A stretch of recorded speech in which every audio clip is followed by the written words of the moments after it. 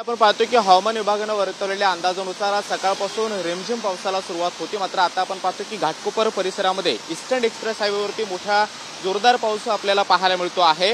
मुंबईमधल्या अनेक भागामध्ये जोरदार पावसाला सुरुवात झालेली आहे। दादरमध्ये रिमझिम पाऊस आहे, त्याचबरोबर घाटकोपर परिसर असेल किंवा मालाड परिसर असेल आणि ठाणे परिसरात सुद्धा पावसाला सुरुवात झालेली आहे। आज किती तास पाऊस असणार आहे याबाबतचा कुठलाही अंदाज हवामान खात्याने जरी वर्तवलेला नसला तरी पावसाचा इशारा हा देण्यात आलेला होता आणि आता आपण पाहतो की सकाळपासून रिमझिम पाऊस होता, मात्र आता जोरदार पाऊस मुंबईसह काही भागामध्ये पाहायला मिळतो आहे। मान्सून महाराष्ट्रात दाखल झाल्यानंतर आपण पाहतो की मागच्या काही दिवसांमध्ये हा पावसाची रिपरिप पाहायला मिळते आहे, मात्र मोठा पाऊस मुंबईमध्ये अद्याप सुद्धा पाहायला मिळालेला नाहीये। त्यामुळे आता पावसानं जोर धरलेला आहे। त्यामुळे अशाच पद्धतीचा पाऊस जर पुढच्या काही तासामध्ये राहिला तर मुंबईतल्या काही सखल भागामध्ये पाणी सुद्धा साचू शकतं आणि दिवसभर जर पावसाने हाच जोर धरला तर मुंबईमध्ये त्याचे वाहतुकीवरती सुद्धा परिणाम जे आहेत ते पाहायला मिळू शकतात। सध्या ईस्टर्न एक्सप्रेस हायवेवरती आता आपण आहोत आणि आपण पाहतोय की या हायवेवरती मोठ्या प्रमाणामध्ये पाऊस पाहायला मिळतो आहे।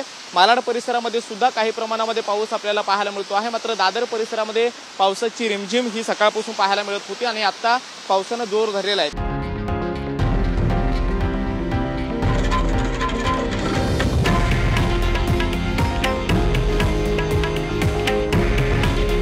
हे आहे देशातील नंबर 1 न्यूज नेटवर्क आणि आपण पाहत आहात TV9 मराठी। काळजी तुमची, हित महाराष्ट्राचं।